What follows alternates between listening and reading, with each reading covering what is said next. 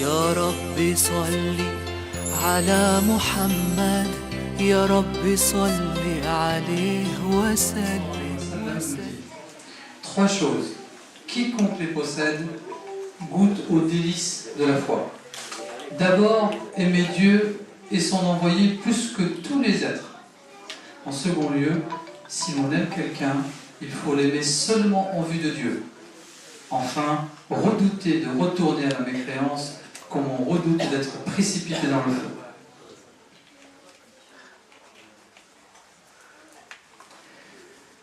Le prophète sallallahu alayhi wa sallam nous dit: ceux qui auront mérité le paradis y entreront.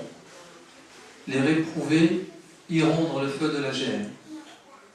Dieu le Très-Haut dira ensuite: que l'on fasse sortir de l'enfer, du feu de la géhenne, ceux qui ont dans leur cœur ne serait-ce que le grain de la moutarde de cette lumière de la foi.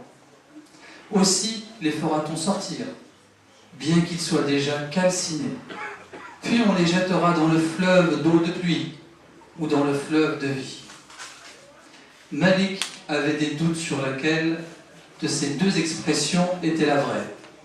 Et aussitôt ils renaîtront, tel le pourpier qui pousse au bord du torrent. Ne l'avez-vous pas vu éclore ses fleurs jaunes au milieu des entrelacs? Le prophète sallallahu alayhi wa sallam nous rapporte, nous dit: tandis que je dormais, je vis défiler devant moi des gens vêtus de chemises. Chez les uns, cette chemise descendait jusqu'aux reins. Chez d'autres, elle était en deçà des reins. Ensuite, Omar ibn al-Khattab passa devant moi, traînant sa chemise. Et comment vous l'avez interprété? Demanda-t-on au prophète Muhammad sallallahu alayhi wa sallam. Et le prophète sallallahu alayhi wa sallam nous répond: il représentait la religion. Donc ce chapitre, la décence fait partie de la foi. Le prophète sallallahu alayhi wa sallam, passant auprès d'un Ansar qui sermonnait son frère à propos de la décence, s'écria: laisse-le tranquille, la décence fait partie de la foi. Le chapitre de ces paroles du Très-Haut: s'ils se convertissent, s'ils accomplissent la prière et qu'ils payent la zakat, l'impôt purificateur, laisse-les en paix. Surat At-Tawbah, verset 5. Et le prophète sallallahu alayhi wa sallam nous dit: j'ai reçu l'ordre de combattre les gens sans relâche, jusqu'à ce qu'ils professent qu'il n'y a d'autre divinité que Dieu, et que Mohammed est l'envoyé de Dieu. Qu'ils accomplissent la prière, et qu'ils donnent l'impôt purificateur, la zakat.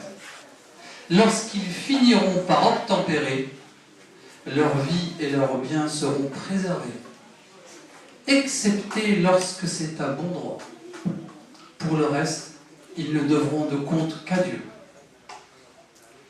Le chapitre au sujet de ceux qui disent que la foi consiste en œuvre.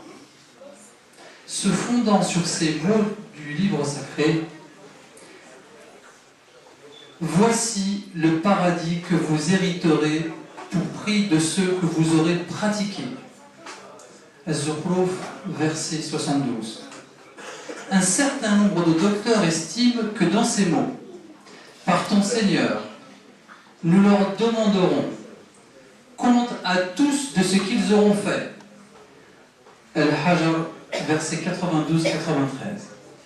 Il faut entendre par ce qu'ils auront fait la profession de foi. Il n'y a d'autre divinité que Dieu. Allah, Dieu, a dit encore: c'est ainsi donc que doivent œuvrer ceux qui œuvrent. Ibn Shihab nous rapporta d'après Al-Musayyib, d'après Abu Huraira, que le prophète sallallahu alayhi wa sallam fut interrogé à propos de l'œuvre la plus méritoire. C'est, répondit-il, la foi en Dieu et en son prophète. Et après cela, lui dit-on, le jihad pour la cause de Dieu, ajouta-t-il. Et ensuite, demanda-t-on encore, un pèlerinage pieusement accompli, répliqua-t-il.